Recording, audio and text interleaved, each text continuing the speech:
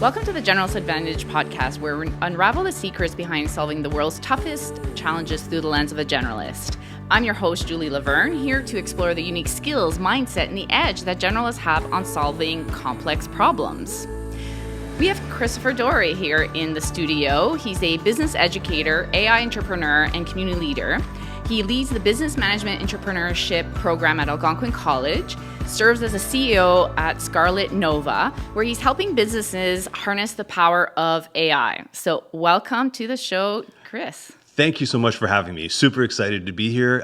Anytime I get a chance to talk about artificial intelligence, I love that opportunity because my wife doesn't like it. So anytime I have a chance to talk about this topic, I love it. So thank you for having me. We connected a little while ago, and I know you have lots of insights. And I can't wait for us to dive into it. So I'll start with this question because I like to just dive in right away. So you teach both at the college level and as part of your business on AI, and you prep businesses for AI readiness and help them with their AI strategy. Yes. 100%. Tell us, looking at the small to medium landscape businesses, where are they in AI adoption?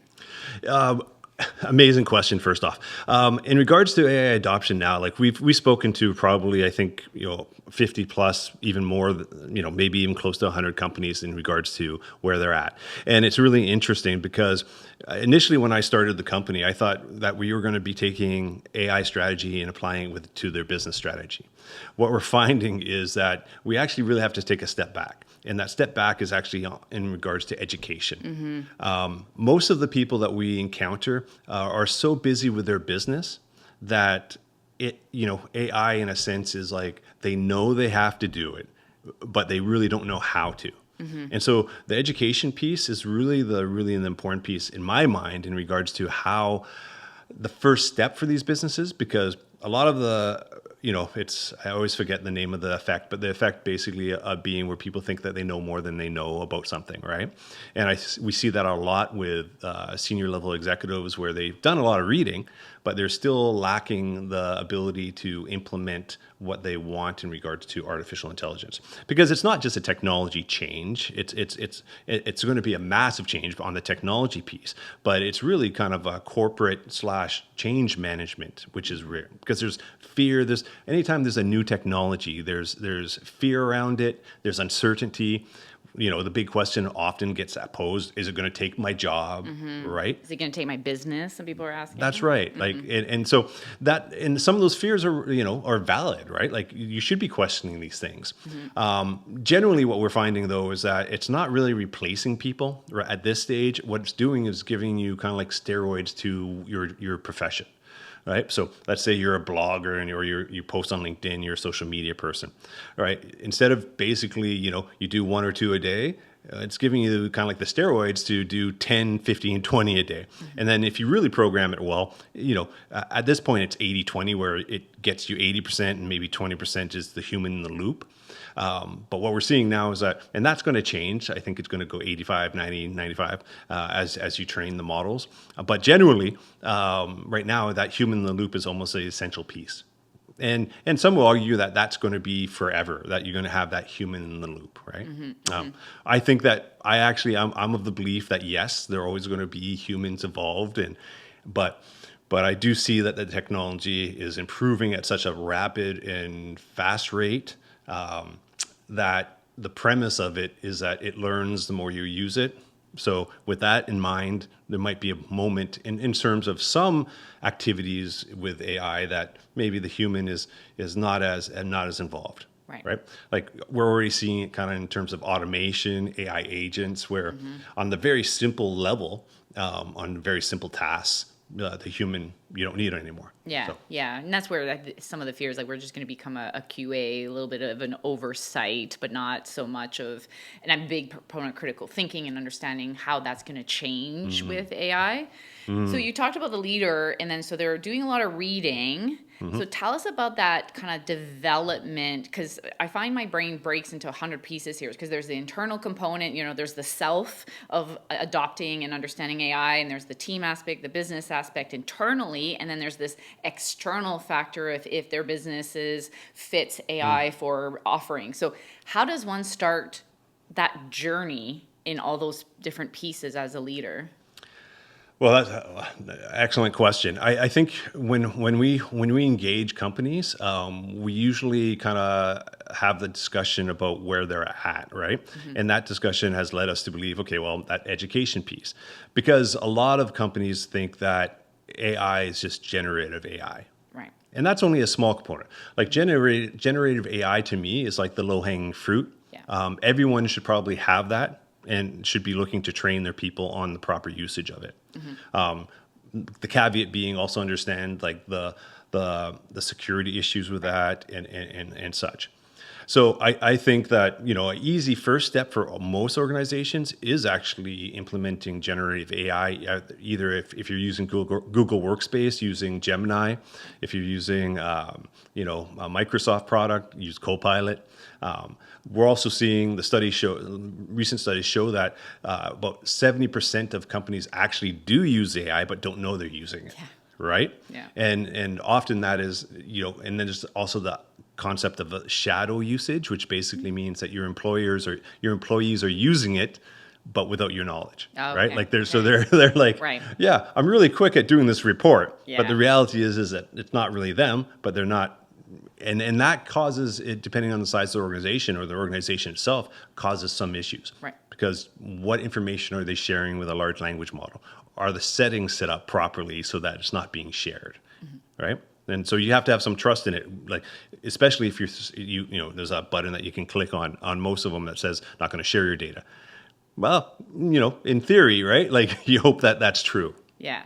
And that always reminds me, I mean, we went through this when cloud came and people versus on-premise, and is that, how safe is that? And we realize it's safe. And I think we're going through that same journey. And I also, as you said, if you're with Microsoft, then if you've put your faith in Microsoft Cloud, then put your faith in Microsoft Copilot when they say we're not going to share and, and go down that path. So I'm hearing one is like an AI type, and I hate the word policy, but an AI kind of understanding the security aspect of it, education of what do's and don'ts to do with your staff, then allowing them on a Gen AI perspective. And again, it's, as we know, it's a habit changing, right? They have to it's a mindset change for them. So not underestimate that piece. I think you and I are constantly learning of we could do this, it could do this, this could help me this way. Yep. So how do you help your staff that way? Now, how do you take it from beyond that? Because I think that's the part that people know. And how do they start thinking about business models, processes, some automation, again, with it, whether it's internal or external? Yeah. Well, it's always really great to start with a problem, right? Yeah. And then you might have this problem, then you go, okay, well, will AI be the solution? Because AI isn't the solution to everything. Although I'd argue that it's, it can handle a lot and is very useful. I'd say that it's not necessarily always the right answer because it may be too costly. There's numerous factors that play into any adoption of any technology. So what I would say in regards to that is that you probably want to make sure that you pick your pilots really well, your pilot projects. Okay. So you select a problem that you think that's going to likely give you your best return on investment. Right. And how something. do you evaluate that? Well, that's. I know that's a big question. I was how do you select your problem, and how do you know, too big, too small? Well, ideally, what you would do is you'd bring in the key players, right? Like when we usually organize a session with a company, what we do is we bring in the key players, decision makers, and then we kind of go through what problems are you facing, right? And then via that, we say, okay, well, with our expertise, we can say, there's a solution for that. That's an AI solution that could help reduce costs or increase revenue. Because ultimately, that's what AI should be doing for your organization. Yeah. Right? Or making you more efficient. So reduce cost, increase revenue, or efficiency. Yeah. Now, after we go through those, then we can kind of determine, okay, well, these are prioritize them, and then determine, okay, well, these three we're going to focus on. And then you kind of create a team to create the pilot. Right. And then through that, you're kind of learning all along the way. Right. Now, the big caveat to all these things is that even though you might have these problems, if you don't have the data that can be used, which is a big issue for especially small, medium enterprises, is that the data is all over the place, not structured, and very, very difficult for any usage. Right. Or they've never used it, or they're not collecting it. And then there's also security and data governance issues there. So we see that actually a lot with different organizations. Yeah, right? and I feel we've been on data. I remember talking about scrubbing data years ago and getting that kind of data bus and et cetera. And that I think organizations are still on that journey. So I think you touch a little bit more of that AI readiness, your data. I was thinking about people too. So before engage you right away, yes, they need to engage you for this wise advice. But what are some things that people should be doing now that they know maybe that they should always be doing it? Because also I was thinking about the data scientist, like what type of team do they need to help support? Do you provide those resources? Yeah, I'm going. What does AI let's readiness go back look to like? when I think about that team. So let's focus on the team. Yeah. I think that's where, generalists are really, really useful. I know, right? Because the generalist is somebody that usually has a pretty broad perspective and has likely expertise, a level that not like a high level expertise, but expertise that is like, as I hate to, general, right? So they know a bit of this, a bit of that, that. And that person is very, very useful in regards to making the connections, right? Okay. So connection between departments, connections with customers, connections with how to use the technology. So to me, the generalist is a core part of that team, along with the specialists that can execute, right? Because of course you're going to have your IT person there, right? Because that person will have to determine, like, make sure that the security is there and it's aligned with the policies of the existing system, right? Yeah. Which leads me to another thing where it's like one of the things I think one of the greatest advantages that startups have these days is that they have that AI first approach, right? Yeah. Like they don't have those legacy systems, because legacy systems will slow you down. Usually you're layering on top of rather than starting with an AI first approach, right? Right. So I think, startups have an advantage. I think the middle level SMEs are going to struggle because it's also resource laden, right? So you need a lot of resources. And then you have the big companies that have the resources, but it's still going to be challenging for them because they're so big, right? So, and then, if you think about it, if you're starting a company, you can start educating right away, start using the tools right away, so that you're kind of creating, the AI first and AI natives. In regards to your employees, so they're always using it all the time. Yeah. You saw Duolingo, you saw Shopify come out with mandates saying, you got to use AI in everything you can do if possible. Yeah. And I believe that. That's what we teach at the college. Like we want students to use AI, and we're really emphasizing their usage in pretty much all the courses. Initially, there was always that like timid, like, what do we do now, right? It's like redefining education in many ways. But, at first, I think the mood in the college was basically, okay, well, let's put some constraints on that, right? But in my program, we were always very much open with the idea of we're using it in business, so they got to use it here. Yeah. Anyways, sorry, I've been all over the place, but back to you. I think do. when the teams focus on creating a team that has a bit of expertise, but you make sure that you have your generalists so that they can make the connections. You also need somebody that can actually. I always a big fan of people because of what I call champions, because they come into these like it's that person that may not be like. The best way to describe them is they're just keen, right? Like they've been following AI, they do a lot of reading on AI, they're itching to do something positive and valuable with it. Those people are like, I think, the people that are able to help change the culture because they come in, their enthusiasm, they see some success, and usually that's why the pilot needs to be, when I think about pilots and I think that in regards to pilots, they should be doable and should see fairly quick results. Right. Because if you pick something that's too massive and that takes a year to do, they'll peter out. Like the enthusiasm will peter out. So as an organization, you should look for your quick wins right off the bat, and now build momentum to hopefully, showing senior management, if they're not already engaged, that this is the way, right? Yeah. This is the way it's going to be. Yeah. I'm surprised. I think a lot of CEOs and a lot of people in companies now, they're just too busy in their day to day, right? So sometimes this is just an add-on. But I think the ones that are looking at it and doing things now are going to build themselves a pretty big, gap and advantage long term. That's why I worry about some SMEs, because if they don't adapt it, their competitiveness will decline. So much good stuff there. I wrote all these notes. And you know what I kind of wrote, because I do a lot of strategy work, and it's a little bit what you're saying, right? You see those leaders that take the time to do strategy work, which is only maybe a 10, 20%, because the rest of the time they're busy on digging the cash register. But those that take that time are more successful. So whether it's any type of strategy, one now being AI, so a sign that you'll be successful in AI is if you are currently taking that time for strategy work, right? So sometimes it feels like going back to basics. Lifelong learning, right? Yeah. It's needed. And then I heard also about, well, one, I was going to ask you, how can generalists help? We're going to get there, and then you got there first, so I appreciate that.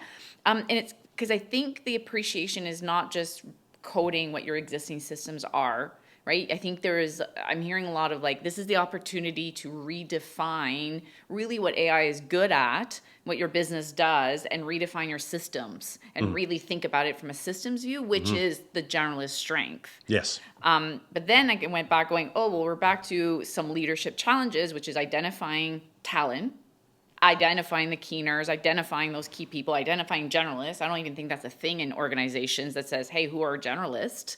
I think there's maybe variations of that, but I don't think it's super clear. I think there's still this box. I would agree with you, yep. And then culture. So it's really interesting how this is just colliding, where people think, oh, AI, but where are your basics that's been supposed to be there, and your processes that's supposed to be there for many years now? Well, it's interesting that you mentioned the senior level and that there's no generalists, right? I actually think most CEOs are generalists. Yes. To a certain extent, right? I think to be a good CEO, maybe the definition between a good CEO and a bad CEO, but I do believe that a good CEO has that broad knowledge base, right? And is able to kind of see things from that wider leadership perspective, but is dangerous enough with his knowledge that he knows a little bit about marketing, a little bit about finance, maybe a little bit more about certain areas, but generally they have to be successful in their job, they kind of have to know the company, and the only way to really know the company is to be a generalist, in my opinion. Yeah. So I consider myself a generalist, and I've gone, I have numerous careers to prove that, right? It's just, and I think generalists tend to be, I can speak for myself, I'm just curious, right? And I'm like, oh, finance, interesting. Marketing, interesting. AI, very interesting, right? Yeah.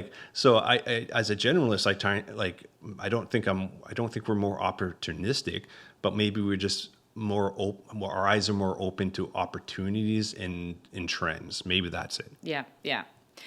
I really like. So I don't think I had pictured. I hadn't come to an understanding of how journalists could help. I knew journalists could help in this AI space, but I really like how you're saying make them part of the team, to question things, to build systems, to make linkages across all those specialists. So I really like that.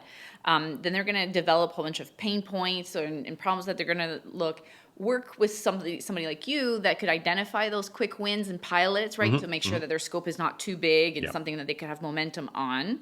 Because there's a whole learning aspect. So I'd love to understand how you're combining the learning of how can this AI roadmap be developed and executed while nobody's done it before and they're trying to learn at the same time. What does that look like? So, on the education piece, we start always with the foundational piece. Yeah. And the foundational piece is everything from, what's a LLM, right?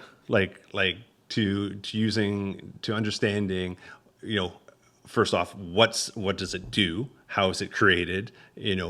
Just really the fundamentals, right?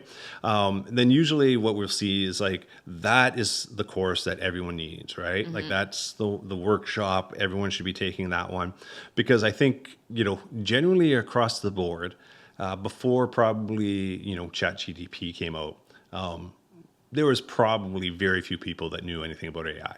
Right? Now, if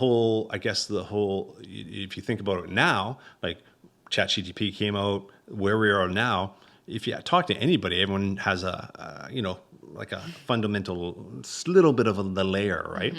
And because that curiosity's been picked, I think that generally people are now looking at that, and the level of knowledge, the AI literacy has improved a little bit, just because everyone's using it and you can't avoid it. The news, the stories are everywhere. So I think that, the need for foundational is still there, though, because I find that what happens is once again, people just think generative AI, right? Yeah. They're not thinking about prediction models, recommendation models, all those things that really, with a good amount of data, really helps with decision making. Yes. Right? Like, Yes. we've at my company, we've kind of created a persona called One Prompt Dave as an example Okay. of how AI is being used now. Is basically you have One Prompt Dave who's in charge of marketing plan. Create me a marketing plan. Right. Enter. I'm done. Right? Yeah. Like, Oh, it didn't lead. It doesn't work. Yeah. It's, and so that One Prompt Dave is the person that I think where we're at kind of right now, right? Like, I know it's a stereotype in a sense, but I think that there's a lot of people there that are still, not as informed about AI and what the capabilities are. So the One Prompt Dave is an example where, you don't want to do one thing, you print, and then you're like, there's no detail. It's a very basic prompt. That's the worst case scenario, right. because it's not geared towards your business. There's numerous issues there, right? So what we're trying to do is create. I should probably create another persona. The next step would be somebody else, right? Yeah. How to evolve. Evolve into maybe Two Prompt Dave. Yes. So the what we're maturity saying, model of So the education piece, fundamentals, then you can get into a little bit more in terms of strategy, that AI strategy piece. Because Right. I think the fundamentals you need, then you can kind of start talking about AI strategy. Then it's implementation. Okay. And then the continuation after the implementation, because it's not like the models are finished and you need to have not constant checkup, but you need to sometimes retrain the model. Right. Check to see if there's any hallucinations, things like that. Yeah. That require like continuous maintenance, right? Right. Yeah. Right. But it's super exciting because to me, AI is like the internet over again. But Yes. I think AI is going to it does feel be, like I was a kid when the internet came out, right? So from a business perspective, I wasn't able to gain that value. But now I'm older, more mature, and I'm like, AI is like the second coming of the internet. AI is actually even, in my mind, going to be even bigger than the internet in many ways. It's going to redefine the internet. It's going to change the internet. It's going to change almost everything as we know it. Yeah. And that's pretty exciting stuff. Yeah. 100% with you, and I want to go there on the excitement. I was like, oh, okay, I'm going to go back to the learning. Yep. Because yes, I as you educated myself on the the basics of it, and AI applications for business strategies, and the biggest takeaway is you need to understand how it works. Exactly what you said for decision making. As I said in the predictive model, that there's going to be error rates, there's going to be trade-offs, and that's the biggest part, is understanding when you're making decisions what you're trading off in terms of the performance you're looking out for your AI. And I think any leader working with that will need to understand it. Otherwise, they're going to get frustrated when it's not giving them, beyond the One Prompt Dave, is also understanding like, oh, what's the error rate here and why is it not perfect or whatever? Because I think there's this hallucination of humans thinking that they might be perfect once it's trained properly, but no, right? Understanding how it works. Well, that's that critical thinking part comes in, right? Yes. Because like, if you just take it at face value, you're going to be in trouble, right? Yeah. So that critical thinking, even though it might give you a good answer, it's always good to ask those questions. So like, okay, well, where's this data coming from? What's it saying? Does it align with our current view, or is it also just reinforcing our current view? So you really have to check your own biases, right? Which is tough, like it is, because there's inherently bias in all of these in generative AI, right? So it's there. We're so early, we're so early into this that there's going to be problems, right?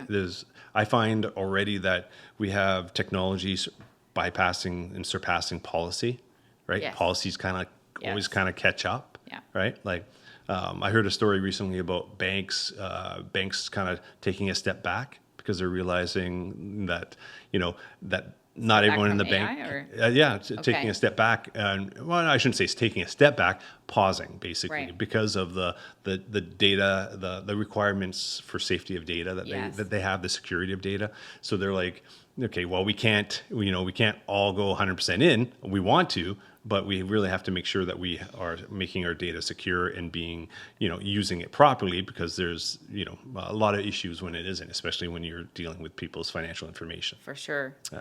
So So a lot of people will feel behind. Some businesses may feel behind, and you're hearing it more and more now. Businesses like, Yeah. and it's so broad. Like they'll put just, oh, we need an AI strategy, right? Like they're just feeling like AI has to be somewhere, and so because they're feeling behind. So do you have data or an inclination as to where businesses are, and so people have a realistic view? And I know it's a broad question. It depends, but yeah, how do we gauge if you're behind or not? How does people know if they need to put on the gas or they need to pause for a while?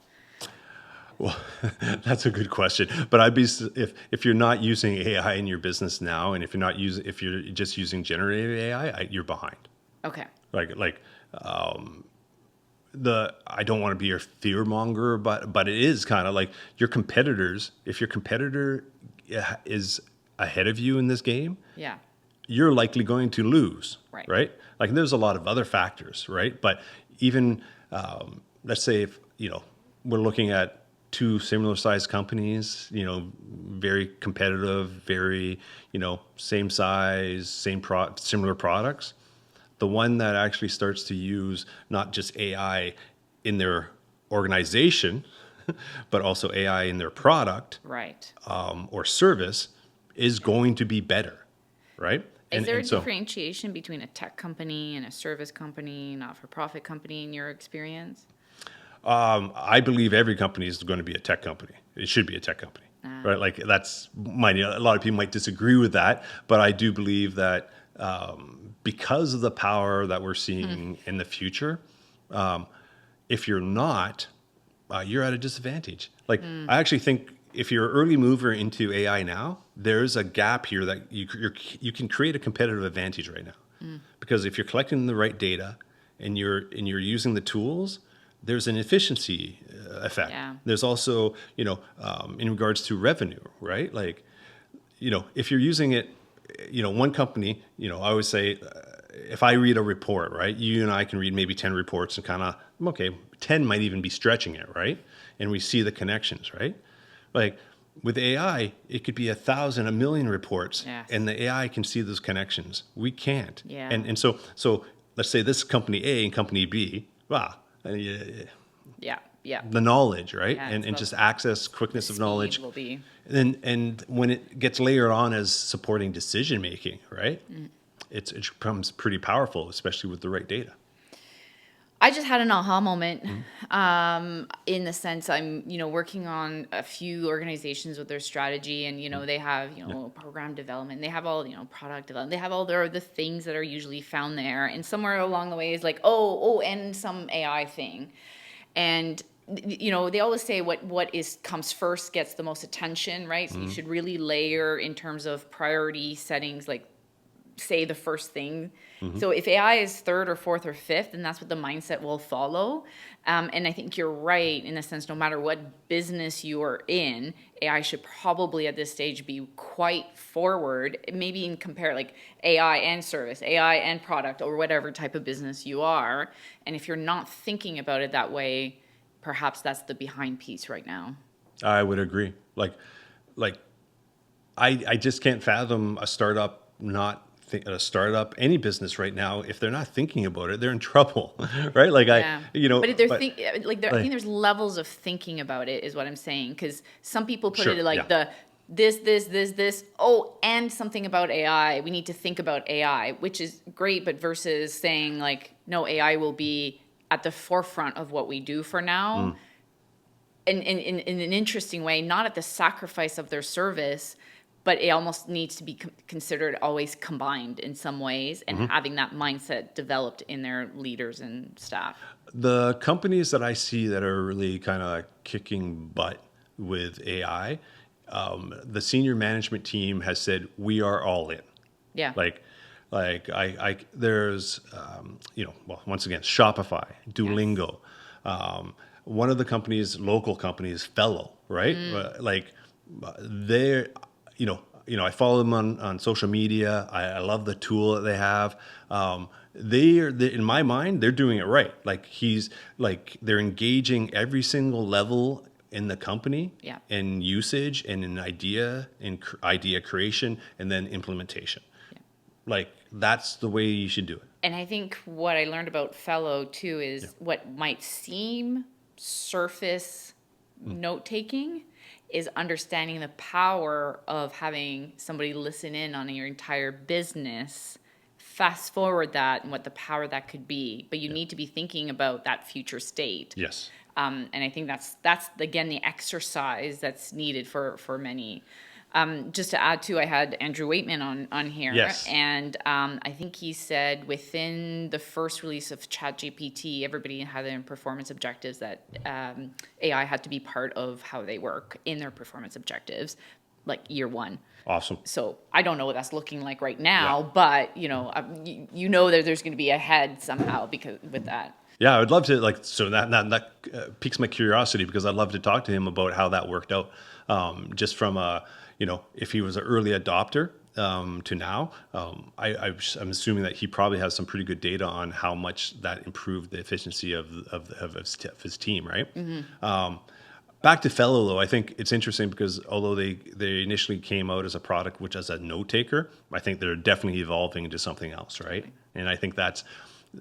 I think not only is that just because they've taken that AI first mentality, but they also are using AI to look at these opportunities, right? Like, I talk to students, I say, one of the best things you could probably do is say, hey, AI, give me your top 10 ideas around this industry, right? And ask it, well, what connections are there? Like it's such a great tool for exploring things and brainstorming and for idea generation as well, right? There's, great, so many uses. Like I went from probably using it when it first came out. Yeah, no, I've always used it. I used it a lot. Like to the detriment of sometimes I use it. I've solved family issues with it. Right, like I'd get some text message. Choose my paint colors. Yeah, it's becoming part of our lives very, very quickly, right? Yeah. Like I remember I got an argument with my spouse, and I saw her text, and I was like, okay, I'm going to respond back. But instead of responding back quickly, I uploaded the text into ChatGPT and said, how should I respond to this? Right? Next thing you know, I'm like, that's a much better answer than I was going to give. Totally. Because I was going to be reactive and not very rational. Gave me this beautiful pause, gave me to think about it, and then what I really wanted to say and should say is what it gave me, and I was able to, and it solved that. Did you tell her? I think she knows the difference between my writing and ChatGPT's writing. ChatGPT is a better writer than me. I'll be honest, to a certain extent. So I actually think that, I'm pretty sure she knew it was ChatGPT. So what I was thinking about is we talked about critical thinking and.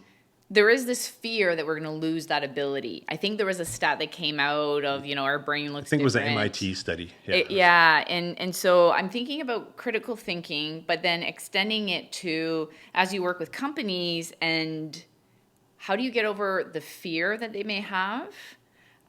Short of saying you might be falling behind, but they may have their different views. And any kind of naysaying of this is going to affect our critical thinking, or this is going to do this, or we're losing our human element. We're staying a human company. How do you, if anything, have to those? And it's okay if you say that's still up there to be figured out. I'm glad you give me that exit because I think we're in that period of time. We're still trying to figure these things out, right? On the critical thinking side, does it there's studies, and once again, I didn't read that study, but I've heard about it. I struggle with that because I do feel that as humans, we just generally have critical thinking to a little bit. Okay, I was like, not everybody. Did this. I think I think some have it more than others, right? And that's why it's a skill, right? Yes. And it's something that can be learned. I do think that if you're a senior level manager or CEO, or that I'd hope that you'd have, maybe a higher level of critical thinking, and you should question things. I think that's the beauty of being human, is to question, where's this coming from? Why are we using it? Some of the best senior executives I've ever worked with are they don't have the answers. They're just really good at questioning, right? Are we going to lose that? I don't think so. I still think if I'm not a betting person, but if I had to bet, humans, we like our opinions, right? Yeah. And We'll evolve. And we love, We'll yes. apply it differently. We're learning along with the tool, right? Yeah. Because once again, it's not like I also argue like even the artificial intelligence, right? So it is artificial. I'd argue to a certain extent it's not really intelligent, because if you look at Gen AI, it's a really amazing mathematical model that picks the next best word, right? Yeah. So it's not sentient. It's not yet anyways, right? Like that's going to be really cool or really scary when that does ever happen. It'd be like, the movies that we've grown up on. But right now it's just a very useful tool, right? Like would I put a whole company, would I let AI be in charge of my whole company? No, you can't. Like I don't think anyone, I think some people will try to do that. I don't think it'll work out as well as they think it will. I do think that humans still love to have a certain amount of human contact. Yes. And I think that won't go away. My hope for application of AI is to empower humans, having that ability to allow humans to be more creative. Like, for example, if you're not a good writer, right, it's a great tool to help you become that writer, to get your ideas out on paper, right, or out there. Yeah. I hope it, maybe I'm idealistic. I fluctuate between nihilism and optimism. I really believe that we're at an exciting point in history and time. Like we got these amazing tools that are coming out that are constantly getting better. And it's going to change the world in a way that hopefully will be, for the best. I'm a big component of universal basic income, just for the fact that I see that as being a solution to if AI starts to replace people. Yeah. I think that's going to actually be needed. Yeah. My biggest concern, though, is once again that technology moves too fast. People adopt that technology. Lots of jobs are lost, and that happens too quickly. And that could cause some big societal problems. Doesn't keep up. Yeah.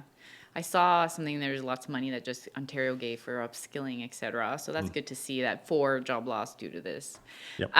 Okay, so we have a few minutes left. I heard a stat recently with somebody, a contact that you shared with me, that a lot of people belong in businesses of 1 to 5. So sometimes I always think it's big businesses and we're talking small and medium and assemble your team.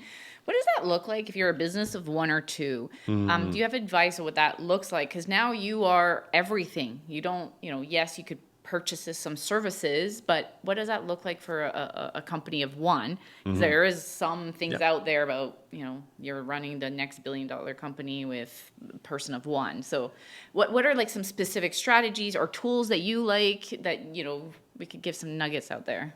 So, so if they're already in an existing business versus starting a business, right? Like, so let's say if it's somebody that's been working as a solo entrepreneur for the last 5 years, and they come say, "Hey, Chris, can you help me with AI?"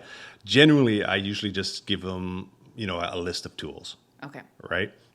Because unless they've been collecting data, unless they're planning to grow past that one person, and that's somebody like, let's say, is like has a marketing agency of 1, right?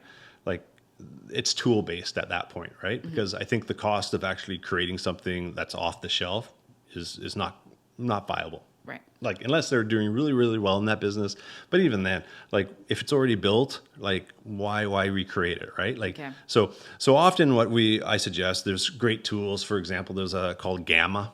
Yeah. I use Gamma almost on a regular basis because it allows you to, take text and then make these beautiful presentations, beautiful social media posts, all these things, right?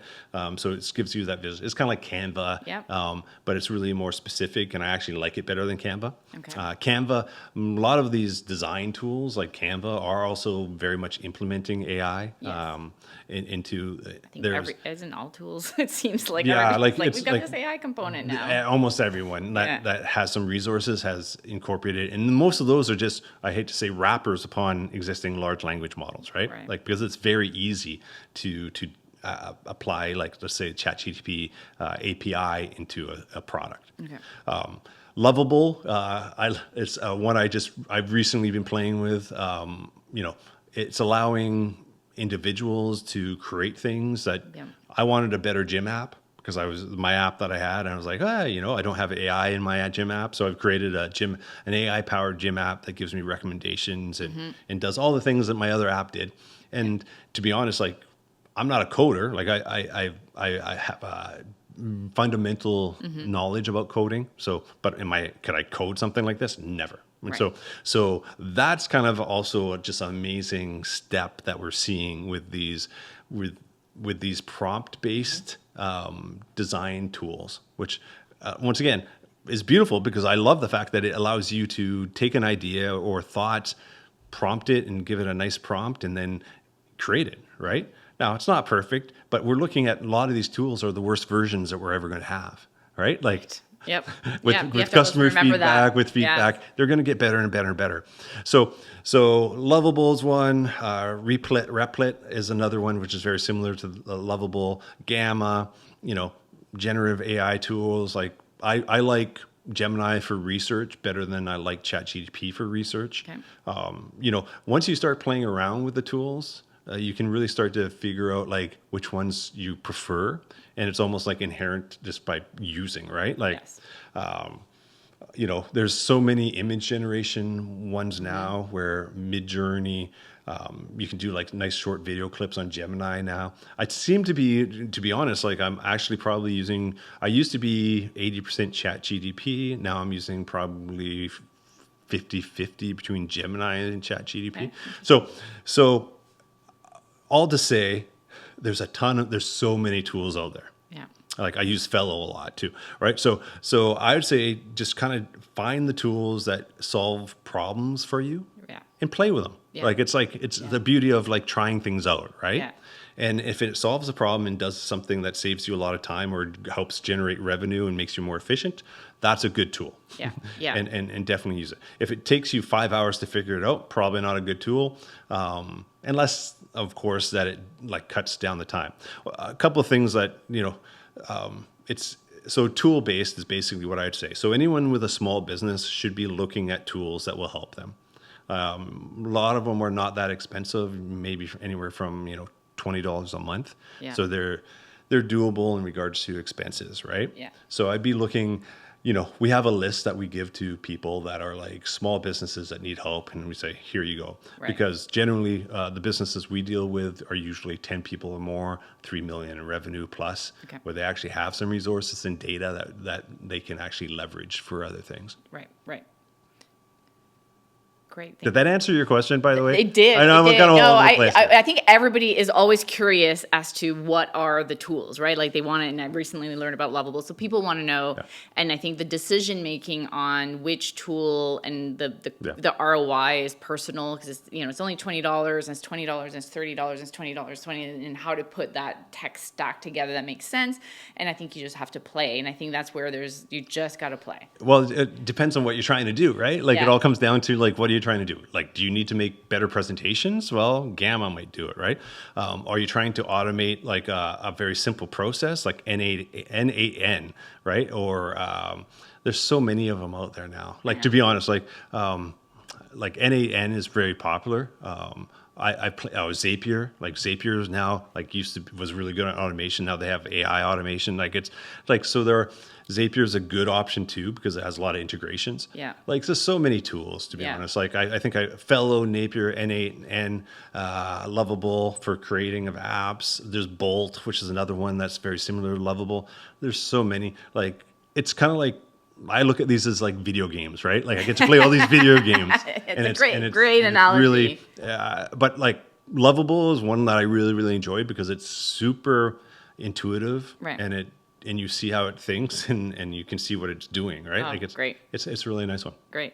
I think we're at that final recommendations. One, is there a source of information, right? Because right now, is there a trusted source that some of your clients or business leaders or even other solopreneurs could keep up with? Like, this is a trusted source that gives you valuable information.